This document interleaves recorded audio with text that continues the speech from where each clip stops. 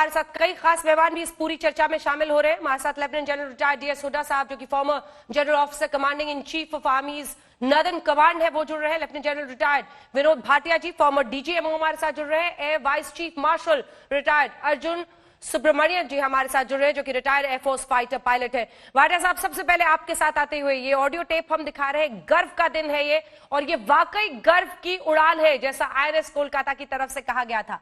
आपकी शुरुआती remarks sir. बिल्कुल, बहुत गर्व की बात है। हम नए अपने एयरक्राफ्ट आ रहे हैं, उनको रिसीव कर रहे हैं, और इंडियन वॉरशिप्स जो इंडियन ओशन को हमेशा गार्ड करते रहते हैं, उनका फर्स्ट कांटेक्ट हुआ उनसे, और कुछ ही देर में वो अंबाला में लैंड करेंगे। तो ये बहुत ही गर्व की बात है कि देखिए सब मिलके साथ चल रहे हैं, देश पूरा उनके साथ है।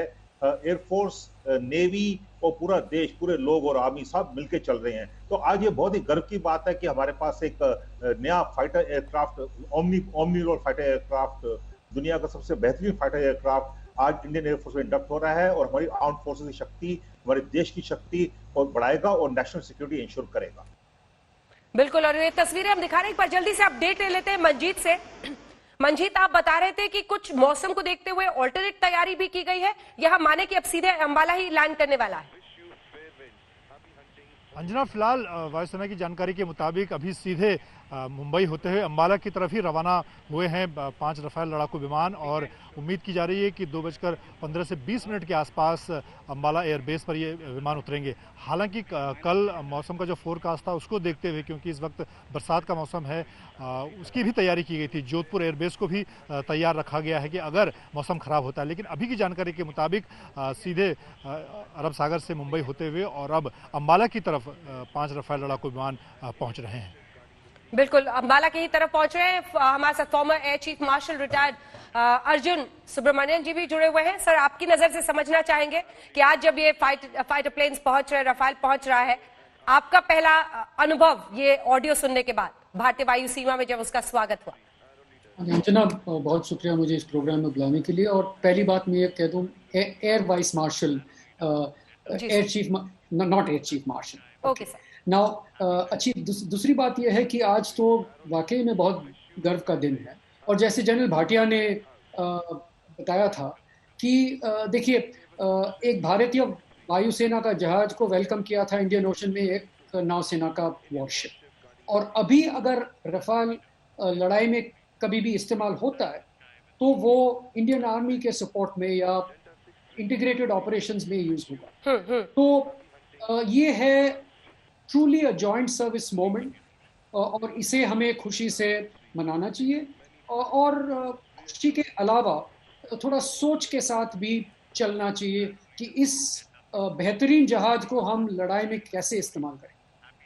बिल्कुल, मैं आपके पास भी आती रहूंगी और सर के पास भी आती रहूंगी, भाटिया साहब के पास, लेकिन उससे पहले जल्दी से एक बार चलते हैं अंबाला, अपने दर्शकों को लिए चलते हैं सतेन, वहां का नजारा। इंतजार की घड़ियां खत्म होने वाली हैं अब।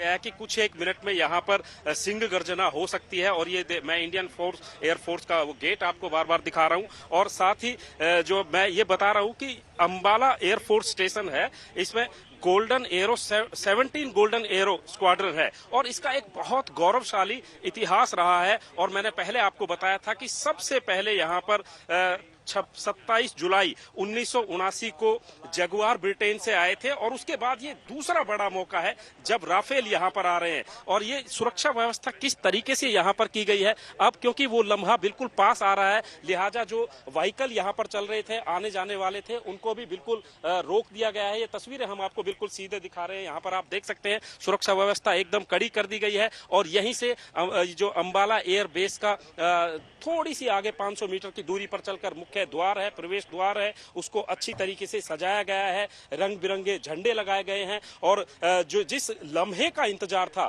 दरअसल वो जैसे जैसे पास आता जा रहा है, वैसे वैसे सुरक्षा व्यवस्था एकदम चाक चौकन्ना होती जा रही है, कड़ी कर दी गई है। और जैसा कि मंजीत हमारे सहयोगी बता रहे थे कि ग्रुप कैप्टन हरकीरत सिंह की वो आवाज है जो सुनाई दे रही है। तो ग्रुप कैप्टन हरकीरत सिंह के बारे में भी मैं आपको बता रहा था।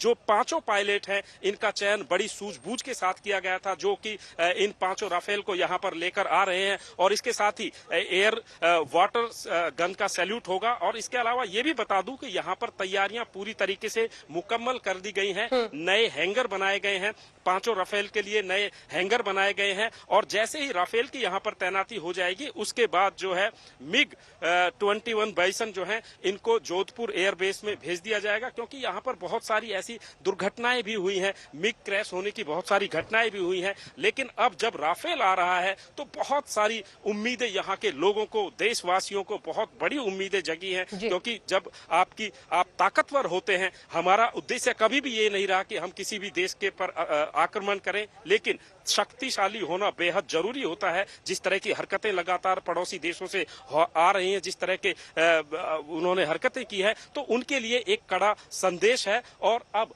आसमान में कहीं ना कहीं कुछ ही मिनटों बाद हलचल होने वाली है और वो लम्हा जिसका इंतजार कर रहे थे आपके सामने आने वाला है।